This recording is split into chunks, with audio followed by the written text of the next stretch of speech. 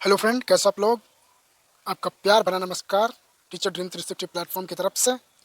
तो आज फिर हम एक बार सीटेट की सीरीज़ शुरू कर रहे हैं, जो आज का हमारा सीडीपी का पार्ट 3 होने वाला है। आज इतने महत्वपूर्ण क्वेश्चन जो सीटेट ने पिछले महत्वपूर्ण क्वेश्चंस प्रीवियस ईयर क्वेश्चन से रिलेटेड उससे उठाए हुए जो प्रश्न हैं, हम उसका संग्रह लेकर आए हैं। तो फ्रेंड, मैं बताता हूँ, इन क्वेश्चन को रटना नहीं, समझना है। रटोगे तो वही पहले वाली मुसीबत, जो रटा रटाया नहीं आया, रटा रटाया नहीं चलने वाला। अब जो एग्ज़ाम आता है वो स्किल बेस्ड एग्ज़ाम आता है, कॉन्सेप्ट बेस्ड एग्ज़ाम आता है। अब जो एग्ज़ाम आता है वो आपका लेवल चेक करा जाता है। तो अब क्वेश्चनों को समझना है और करना है, समझना है और करना है। देखिए, टीचर ड्रीम 360 फ्री क्लासेस लेकर आ रहा है, और ये 5 ईयर, कितने 5 ईयर का एक्सपीरियंस है टीचर ड्रीम 360 टीचिंग एग्ज़ाम में। तो आपको कहीं ना कहीं बहुत फ़ायदा होगा। अगर आप नए हो हमारे चैनल पर, तो प्लीज़ आपसे एक छोटा सा रिक्वेस्ट है, हमारे चैनल को सब्सक्राइब करना, बेल आइकन को प्रेस करना और वीडियो को लाइक करना, और दोस्तों के साथ शेयर ज़रूर कर देना, क्योंकि दोस्त आपके काम आते हैं, हम भी दोस्त के काम आएंगे। क्यों ना हम कॉन्सेप्ट वाले क्वेश्चन अपने दोस्त को बताएं, हमारा भी सीटेट क्वालिफाई हो, हमारे फ्रेंड का भी सीटेट क्वालिफाई हो। चलिए बढ़ते हैं।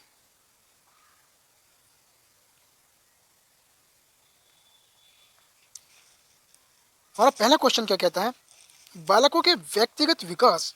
क्या? बालकों के व्यक्तिगत विकास। अब इसका थोड़ी सी थ्योरी बता देता हूँ कि बालक का व्यक्तिगत विकास कैसा होता है। तो फ्रेंड, बालकों के व्यक्तिगत विकास कुछ हद तक पूर्व अनुमान लगाया जा सकता है। कब? वो जब जब बच्चों को विकास की दर अलग अलग होती है। प्रत्येक बच्चा खुद अनोखा होता है, प्रत्येक बच्चा यह खुद अनोखा होता है। किसी की दर तेज होती है, किसी की दर कम होती है, ठीक। और कुछ बच्चों का जो विकास होता है वो तीव्रता यानी बहुत तेजी से होता है, और कुछ बच्चों का विकास मंद गति से होता है। वही अपनी योग्यता, क्षमता, बुद्धि स्तर, सबका विकास इन सबका अलग अलग होता है। तो बालकों के व्यक्तिगत का जो विकास है वो बच्चों के देश के लिए विकासात्मक प्रतिमानों को उद्धत करके सटीकता से व पक्के तौर पर भविष्यवाणी की जा सकती है? नहीं, बिल्कुल भी। दूसरे क्या कहता है, देश विकास के लिए पूर्व अनुमान बिल्कुल नहीं लगाया जा सकता। ये भी बिल्कुल ठीक नहीं है, पूर्व अनुमान बिल्कुल भी नहीं लगाया जा सकता, नहीं लगाया जा सकता है। बालकों के व्यक्तिगत विकास के लिए कुछ हद तक पूर्व अनुमान लगाया जा सकता है, परंतु सभी बच्चों के विकास की दर अलग अलग होती है। अभी मैंने समझा है ये व्याख्या में। Option number third is correct है। अभी अव्यवस्थित व असतत होता है, ये भी गलत है। Option number third is correct option. Next question देखिए। नेक्स्ट क्वेश्चन कहता है कि निम्नलिखित में से कौन सा कथन सही है? विकास क्रमबद्ध नहीं होता, विकास अव्यवस्थित होता है, विकास एक सतत प्रक्रिया है, या विकासात्मक प्रतिमान सांस्कृतिक परिवेश से प्रभावित नहीं होता। तो एक बात कान खोलकर सुन लेना, दिमाग में बिठा लेना, बार बार बिठा लेना। जहाँ भी विकास की बात आए तो विकास एक सतत प्रक्रिया है। क्या सी है? विकास एक सतत प्रक्रिया है। विकास का एक स्ट्रक्चर होता है, वो अपनी प्रक्रिया दर प्रक्रिया आगे बढ़ता रहता है।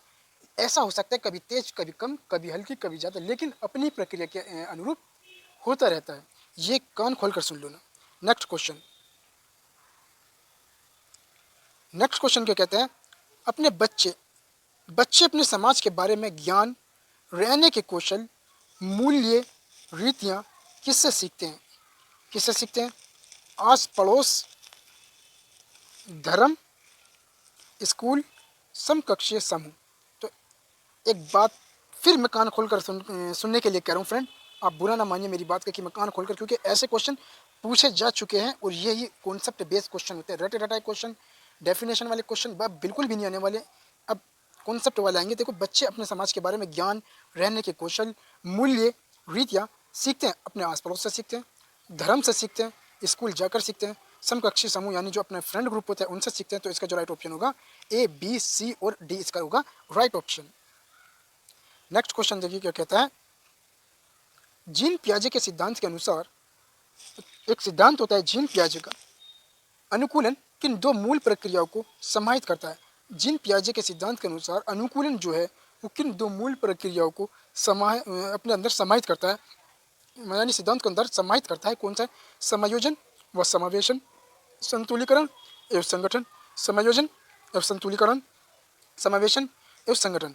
तो फ्रेंड, जीन पियाजे के सिद्धांत के अंदर दो बात इसमें से समाहित करती है, एक तो समायोजन और एक समावेशन, यानी साथ सब साथ चलने वाले, और समायोजन अपने आप को ढालना, किसी अनुरूप अपने आप को नई परिस्थिति में ढालना, समायोजन करना, और समावेशन सबको साथ लेकर चलना। ये दो चीज समाहित करते हैं किसमें, जीन पियाजे के सिद्धांत के अंदर। नेक्स्ट क्वेश्चन,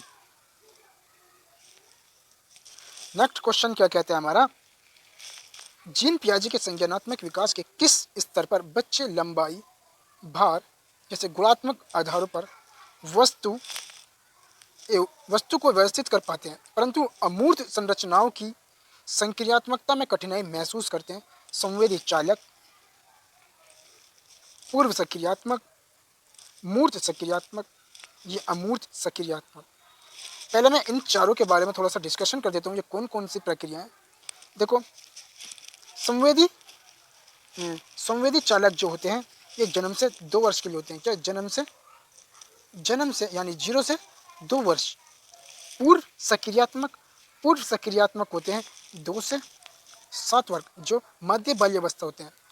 मूर्त सक्रियात्मक होती है 7 से 11 वर्ष, और अमूर्त सक्रियात्मक होती है 11 वर्ष से आगे, यानी 11 प्लस। अमूर्त में बच्चा चिंतन करना, बहुत ज़्यादा चिंतन करना कर देता है, और मूर्त में चिंतन करना अभी सोचता है कि मैं चिंतन करूंगा, इसमें चिंतन करता नहीं है, अभी सोचता है, प्रारंभ करता है, लेकिन अमूर्त में चिंतन पूरी तरह से करने लग जाता है। तो इसका जो राइट ऑप्शन होगा, option number 3 is correct option.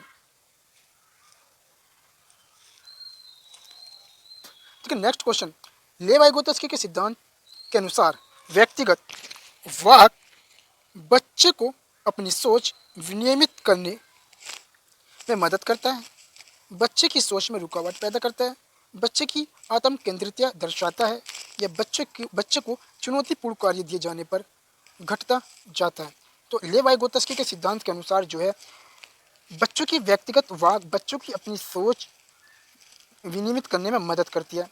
दूसरा, इस सिद्धांत में उन्होंने बताया कि बालक के प्रत्येक प्रकार के विकास में उसके समाज का विशेष योगदान रहता है, विशेष भूमिका रहती है। तो इसका जो राइट ऑप्शन होगा, ऑप्शन नंबर फर्स्ट, बच्चों को अपनी सोच विनियमित करने में मदद करता है। नेक्स्ट क्वेश्चन क्या कहते हैं हमारा, लेवाइगोत्स्की के अनुसार शिक्षक बच्चों के अधिगम में किस प्रकार मदद कर सकते हैं?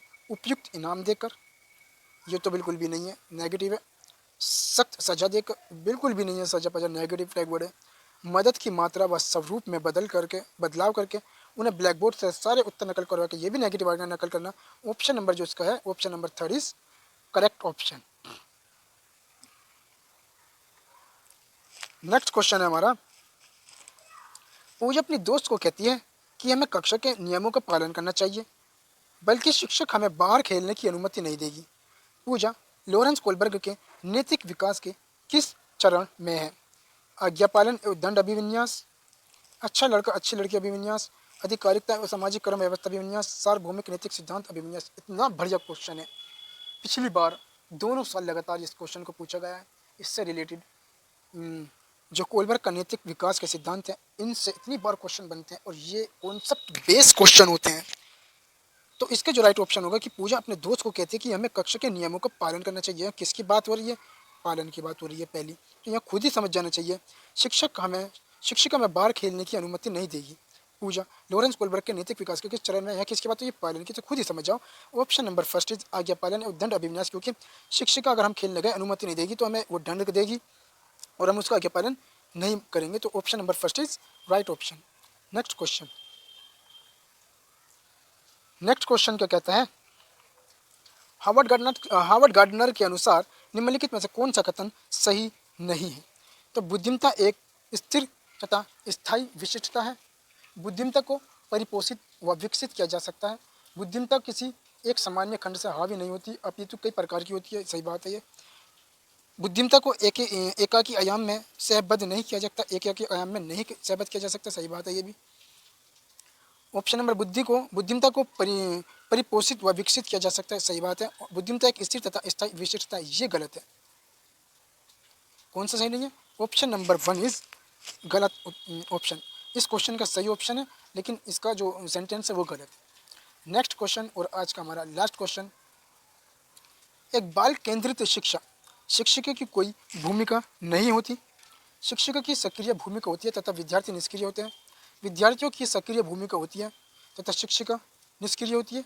शिक्षिका व शिक्षार्थी दोनों की सक्रिय भूमिका होती है। देखो, एक बाल केंद्रित शिक्षक कब होती है? जब टीचर भी एक्टिव हो और स्टूडेंट भी एक्टिव हो, छात्र भी सक्रिय हो और शिक्षक भी सक्रिय हो, यानी दोनों एक दूसरे को ध्यान से पढ़ रहे हो और पढ़ा रहे हो, वही बाल केंद्रित शिक्षा होती है। तो शिक्षिका व विद्यार्थी दोनों सक्रिय भूमिका में होते हैं, तभी एक बाल केंद्रित शिक्षा होती है। Option number 4 is right option.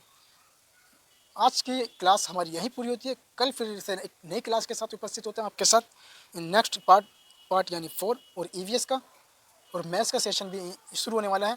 आप हमारी प्लेलिस्ट में जाइए, जुलाई 2024 सीटेट की प्लेलिस्ट में जाइए, वहाँ आपको सीरीज़ बाय सीरीज़ सीडीपी की क्लास, ईवीएस की क्लास आपको मिल जाएगी। थैंक यू, धन्यवाद, जय हिंद, जय भारत।